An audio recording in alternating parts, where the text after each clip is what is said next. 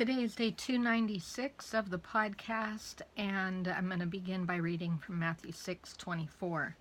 No one can serve two masters, for either he will hate the one and love the other, or he will hold to one and despise the other. You cannot serve God and mammon. This idea of serving two different directions is what we're going to look at today. During the days of King Ahaz of Judah and King Hoshea of Israel, Israel was taken captive by Assyria. They had greatly sinned and no longer knew the ways of the Lord. That was a pattern.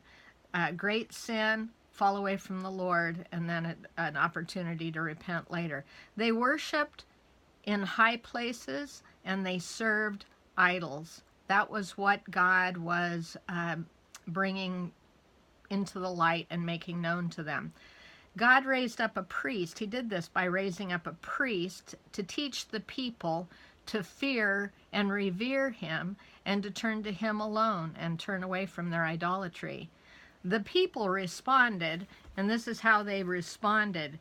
They feared the Lord and appointed from among themselves priests of the high places who acted for them in the houses of the high places. They feared the Lord and served their own gods, according to the custom of the nations from among whom they had been carried away into exile. So here was a people claiming that they knew the Lord, honestly attempting to fear the Lord in their heart after they'd been taught his ways by the priest. But they included living by the ways of the land as well and worshiping the things that the culture worshiped where they were living. God reminded them about the covenant, and when he reminded them about the covenant, they made a response to him, and they said this, verse 38.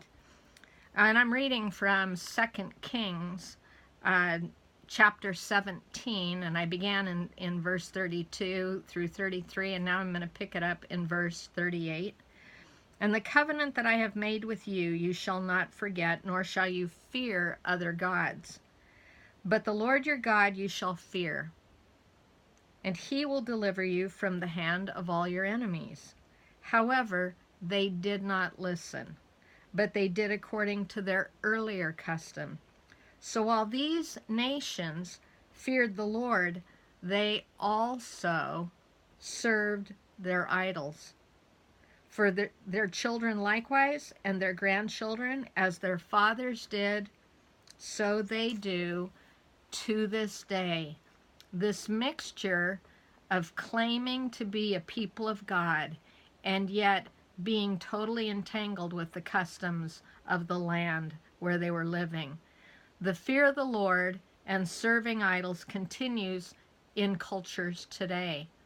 This syncretism of spirit and flesh, mixing spirit and flesh together, man's ways and God's ways, does not create greater intimacy. It only produces a hybrid gospel. Today's question: can you see any places where the church practices the traditions of men? And that I want you to be looking for a practice that is revered but is not biblical.